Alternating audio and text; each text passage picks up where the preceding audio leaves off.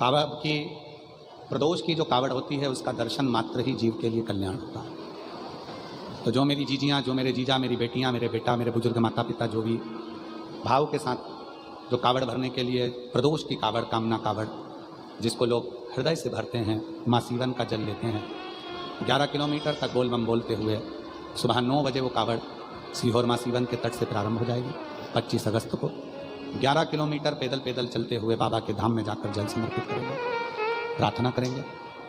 जिनके संतान नहीं वो गोदी में चावल के दाने लेकर, जो किसी कामना से कर रहे हैं कनेर का पुष्प लेकर, कुछ ना हो तो दिल से अपने मन का भाव लेकर बाबा की कावड़ भरें दिल से। 25 अगस्त को कावड़ रहेगी सीहोर की। 28 अगस्त को रक्षाबंधन है। मेरी सभी बहनों को कुबेरेश्वर बाबा की इस पवित्र भूमि के भाई की ओर से सभी जीजियों को रक्षाबंधन की बहुत बहुत बधाइयाँ। खूब प्रेम से रक्षाबंधन करें।